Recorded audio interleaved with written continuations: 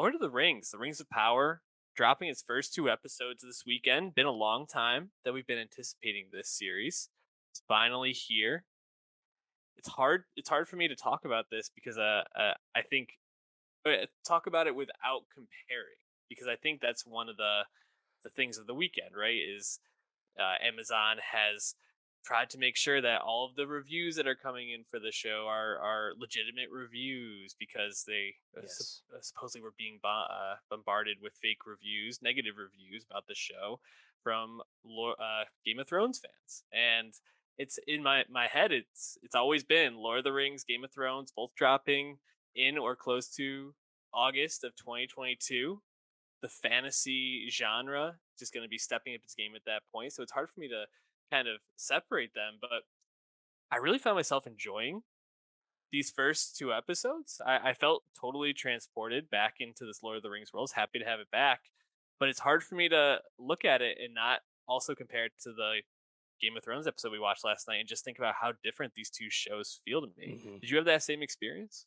Yeah, I mean it's impossible not to compare the two. They're also inextricably linked because Game of Thrones came to be largely in part due to George R. R. Martin's fondness Yeah. for the work of J.R.R. Tolkien. So, you know, Lord of the Rings is the godfather of fantasy storytelling, just as it is. So, whether it's direct comparison because we're literally watching a similar show in some ways at the same time, or just more high level viewing, thinking, it's not hard to, or I think it's very hard to try and differentiate your opinions on different things. But I also think the shows are still plenty different in how they go about lots of things. That there's definitely room to enjoy both, and different things about them that are both done very well. So I'm a big fan of House of the Dragon thus far, and I'm a big fan of The Rings of Power thus far, and I'm just can't believe that there's a Lord of the Rings TV show, live action TV show, that looks this good and is ripping this hard so far. Like, I'm a gigantic Lord of the Rings fan. The movies were very foundational to me, and just to be back, like I really felt transported, and you could, I think, really feel and sense the care that was put into the Rings of Power, which I think is a really welcome feeling for, you know, hardcore fans that would love to see a return to Middle Earth, but also really want it to be done well. I think the choice in the first two episodes to not only introduce us to a lot of new characters, which we obviously knew was coming, but to kind of base the show around some characters that anyone that's watched the movies would know. You know, there's a lot of people who are fans of Lord of the Rings movies that maybe aren't as familiar with all the books. Obviously, this one is based off of the History of Middle Earth book by Tolkien. It's not based off of stuff from the Lord of the Rings books. So Right. there's The appendices of Lord of the Rings, more specifically than anything else. I think notably the Silmarillion they don't have the rights to, so this whole like second age Middle Earth storytelling, thousands of years before the Lord of the Rings story everyone knows, they don't actually have like the full bag to dive into Amazon in terms of the rights from the Tolkien estate. So they're kind of working with, I think, a limited set of true source material, but also there was not a lot of specifics really detailed around this time in the timeline from Tolkien, which I think also makes it really ripe for an adaptation, because there is room to just go around the canon, or make, there is no canon to break in a Mhm. certain sense. So, but yeah, it's I think, like you're saying, I think it's unique and new enough due to its canonical historical time, but also has familiar faces that I think are really awesome to see and do a great job, I think, of grounding you in the past, but also giving you a sense of familiarity and like things to look ahead to, and that you might already know about. So yeah, I think it's a really nice choice of how they've kind of placed the Lord of the Rings adaptation in the uh, timeline of like the canon and the lore here. And to just kind of take that a step further, uh, Morphid Clark. who plays Galadriel, who, if anyone that's watched the movies would know, is Kate Blanchett's character, or is played by Kate Blanchett in Mhm.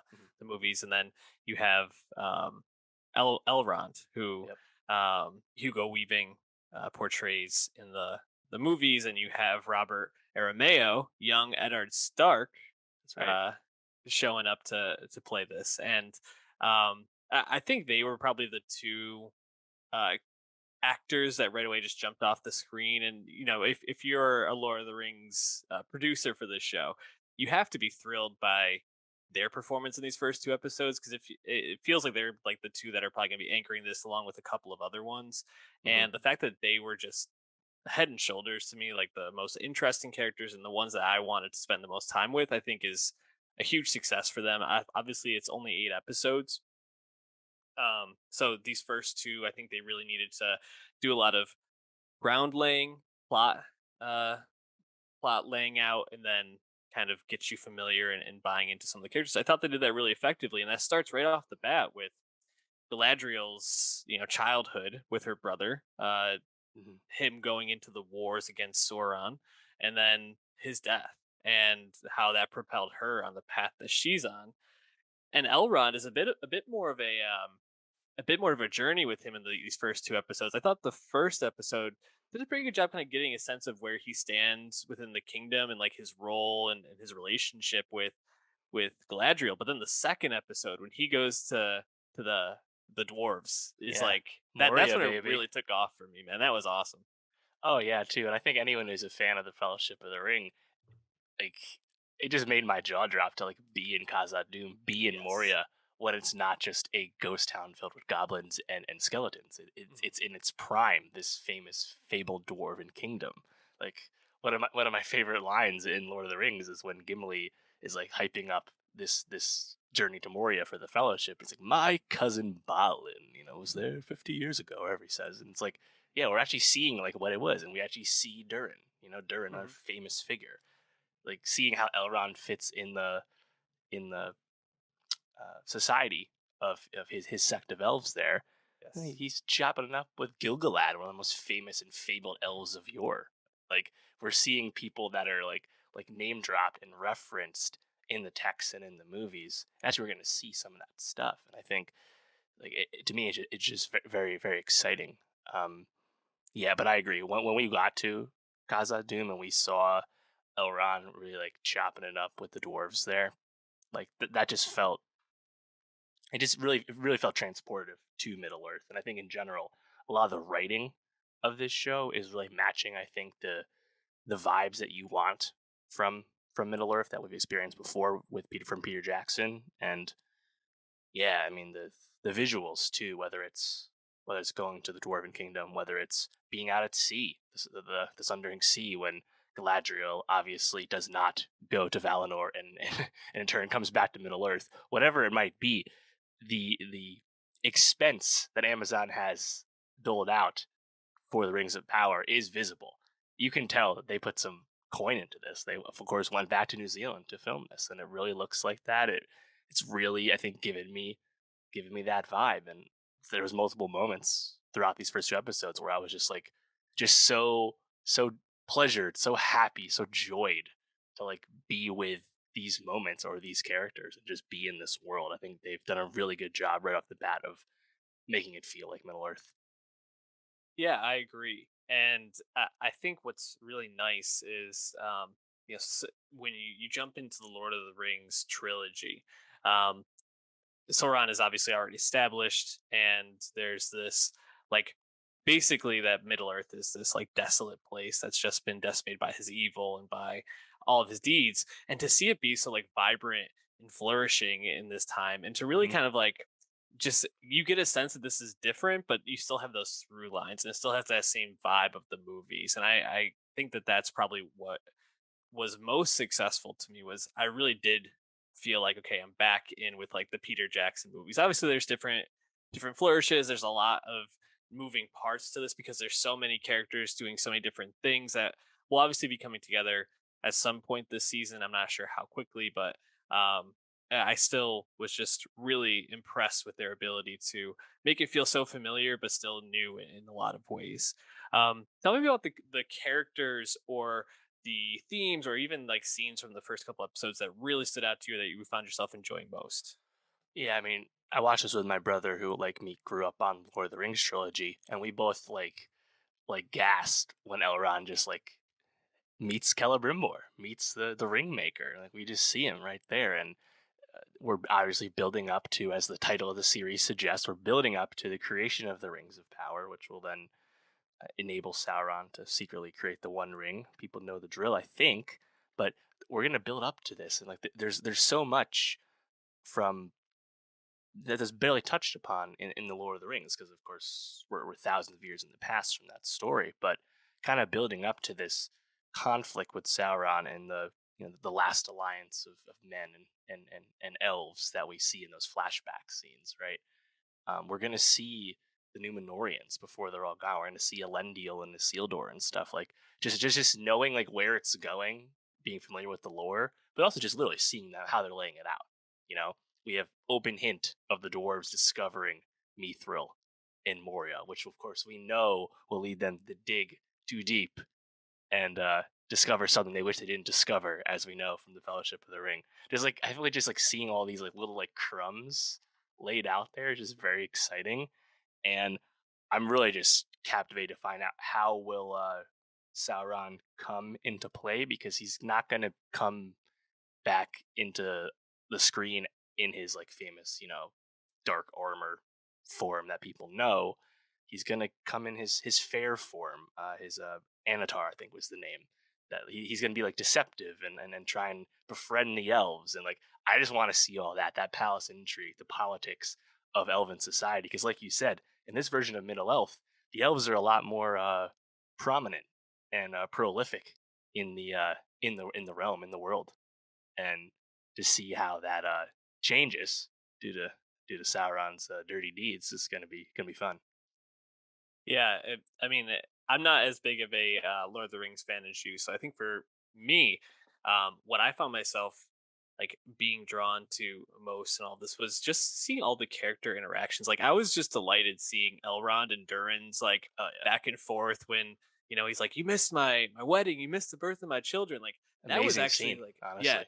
incredible scene, incredibly moving. Like it actually, I think for anybody that it has like gotten to a certain age in their life where they've had friendships that have kind of gone and come and gone in waves, that like feeling of like this person's still my friend, of course they're going to be there for me, and then like that realization of how much you miss over time and how like friendships are more than just saying that you're a friend. It's actually putting time and effort, and it was really like I thought an amazing scene, and just so well acted, and it felt like real, in a sense. It was Yeah, like, oh, this is actually like an interaction I could see someone having in real life.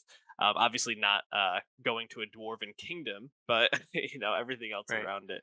And even before that, when they're breaking the stones, like, and Yeah, I wish we got a little bit more of like seeing them like going through it, but you get the gist of like how taxing this is, how long it went on, and I just thought that was incredible. How he had to invoke that, like, I don't know, whatever that is, that yeah, like competition in order to trial get by combat type thing. Yeah, exactly. I thought that was great.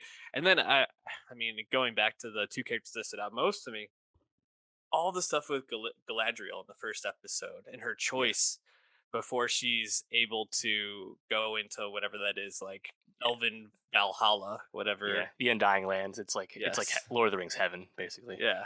Um I loved her like choice to like jump off, and then she's just at sea. Like she's Right. treading water for a long time, and now she's at sea trying to find her way back. I thought that was just really great. You get that like cool like a sea creature Yeah. scene, kind of fucks everybody up. Yeah, I mean, a little bit of a callback to Dune, a little bit with like the sea See, worm, I guess, but sandworm. Yeah. worms are whatever to me. But Right. yeah, I loved all this stuff, dude. It was so fun to be in this world. Yeah, I think they did a really nice job too of establishing the scope and the size of Middle Earth, because I thought it was very noticeable that Galadriel doesn't cross the sea by the end of episode 2. She's at Hmm. sea the entire time. I think we've grown a bit accustomed in other IP shows of characters kind of traversing distances as needed by the plot and kind of being there where they need to be. But we're actually putting in the time to see Galadriel making the choice she needed to make, but then having to deal with it and just being completely effed at sea. Yes, she's an elf. She's not gonna get sick and die. She'll still get eaten by a fucking sea creature, though. Yeah. It's not all roses. But and yeah, I think probably the Elrond and stuff is probably the best thing so far, just because I think that's, like you said, it's an awesome, like, real, like, grounding feeling as a viewer to see, and also, like, makes really complete sense in terms of a way to, like, express the lore. It's like these elves don't die, so Mhm. they have a very different way they approach things in life than Right. other characters that are not basically immortal, um, Yeah. to aging.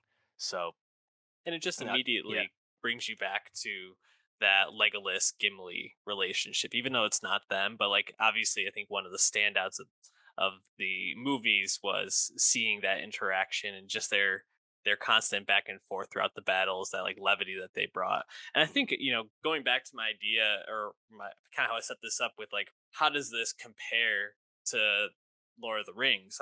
It's fantasy brethren and streaming right now. Um, I think what I really found myself more impressed by with uh Lord of the Rings is just the ability to like enjoy the world more. I think with when mm, it comes to Game of Thrones, it's right, so cutthroat, and House of Dragon has been incredibly cutthroat, and there's very little levity in the show so far, which is fine. It's still an incredible show, but getting those moments to laugh and to feel like things aren't so serious constantly. I think the king of House uh, Viserys, House Targaryen. Targaryen right now, sorry, There you would go. prefer to be in the Lord of the Rings world than in his world for the time being, because a lot more, a lot less stress going on in the world of Lord of the Rings at this point. But yeah, I just I liked that a lot more. It felt like a better hang at points for me. Yeah, yeah. I think so. A big part of that, of course, is the Harfoots on the show, which are kind of the precursors Right. to the Hobbits. I think there's kind of like hashtag reasons why they don't just call them Hobbits, but if they're serving the same purpose. I think the Hobbits are in the films huge aspect of the series. Obviously, Frodo's like the main character, but like the way these halflings, these little non-imposing people interact with the world and with these other characters, um, I think it is always a huge way to like kind of round out the storytelling of Lord of the Rings. And of course, Sam is like the ultimate hero, basically, of the story by the end there. But having the Harfoots on the show, it's kind of doing the same thing, where it's like giving you these unimposing, non-threatening people that don't seem to have much knowledge of the rest of the world as well, and now they're thrust into this crazy situation. Nori is anyway, with this stranger character, which we do not know the identity of, this man who fell from the sky. So it seems. Um, so I thought the Harfoot stuff was quite effective so far. And then I guess perhaps like the wait and see storyline is the one with like down, like I think it's the Southlands where you are, where it's like the elves are kind of watching over Oh, like with our the men. Arendir and Arendir, the who's a new character, yeah. and I did like some of the kind of like societal cultural stuff they threw in there, where like the men call the elves pointies in like a pejorative sense, Mhm. and then you see it later on where Arendir's talking to like his commander. There is a open distrust the elves have for the men, and it's almost like a racial thing. I guess not Mhm. that dissimilar to the elf dwarf relations, and I think seeing how that is demonstrated, and of course, Arendir seemingly is more sympathetic to men than his peers there. Seeing where that's going, I think, has a lot of opportunity for giving you a little different flair than we've gotten in the Lord of the Rings movies. Lord of the Rings movies, with the extended editions, we're talking like a dozen hours, but still, like, they only could service so much. We're going to see so many other parts of Middle Earth that are like barely seen during the War of the Ring time, because they just weren't as affected by the plot of that time in the story. So um, it just really feels like there's a lot of care and thought put into where they're trying to take uh, Rings of Power, and that more than anything else, I think, is what's really heartwarming, and it was really disappointing to see some of the like backlash to the series after it premiered, there has been a huge racial component, racist backlash to this series, which I think is just really, really unfortunate and sickening because for everything I can tell, this show looks like exactly what we asked for. Yeah. But there are people that are just terrible people regardless. So. Yeah, unfortunately, it's definitely sad to see the unwarranted backlash and people just with these, like we mentioned at the beginning, spamming these reviews. Just so annoying that this kind of happens whenever there's two good things out that are in the similar vein, or one has to like be brought down in some sense. Dave, as a big Lord of the Rings fan, though, I want to just ask you: is there anything that you are hoping to see from the lore of Mm. Lord of the Rings that you feel like you could potentially see this season? Yeah, like I said, I think seeing Sauron show up in his Amatar, I'm probably getting that name wrong, something like that. Sauron in his more deceptive, fair form, and seeing him try and get in with the elves, and eventually he will get in with Celebrimbor. I wonder how far we take that. This is a series. Amazon made a 5 season commitment when they got these rights from the Tolkien estate. I believe season 2 is basically filmed already, so they have a full season arc. This is surely going to build up through the culmination of the Second Age, where we see that last alliance of elves and men, where Sauron is defeated, but Isildur doesn't throw the ring in Mount Doom. You know the rest. We're going to build up to that, and I'm curious like how much of like that like ending battle really is, because truly like this conflict in the lore is like long stretches of time, right? Because of course the elves can be at war forever because they're not gonna fucking get sick and die. They're just Right. you kill them on the battlefield, one thing, but the elves are there. Elves can fight forever. They can never. They don't have to stop their siege or anything. So I'm curious like how long it'll take us to kind of progress to that open conflict with Sauron. So I think this season we're probably just gonna build to seeing Sauron in his deceptive form before he's openly acknowledging who he is. And yeah, I mean, are they going to forge the rings? I'm not necessarily sure how quickly get to that, but I'm definitely looking forward to that. There's just a lot of famous figures from the lore that we will see over time. We've already seen a good amount of them. I'm curious to see if we see a figure like Glorfindel, who's a very famous elf who was actually in the Lord of the Rings books, but they took him out in the movies and replaced his role with Arwen in the Fellowship, just for kind of plot convenience. Really, kind of made sense to cut his character and combine him with Arwen. He has a lot of exploits during this time. It would kind of be cool to like see the Glorfindel character almost like redeemed in the live action sense because they didn't really get to use him in the movies. Hmm. So that's something I just kind of been selfishly thinking about. But yeah, I guess it'll be interesting to see how far Elrond uh, gets and Elrond and Celebrimbor get with the rings this season. That's probably the number one thing. And also, just more abstractly, I'm curious to see if the Blue Wizard figures come into play on this show. People probably know Gandalf, Saruman, and then we see Radagast in the Hobbit movies as well. Those are the only wizards in Lord of the Rings, the whole story, that have any like identifying names or histories at all. But there were these other two blue wizards that we basically know nothing about. So in that sense, I wonder if the show is allowed to introduce these figures because they basically have nothing to really follow. They can kind of introduce a wizard figure as they need to. I'm curious to see if they do that. Probably not this season, but something to think about. Well, I'm looking forward to watching it all. It wraps up in about 5 weeks, 6 weeks. So uh, stay tuned. Let us know your thoughts. Drop them below.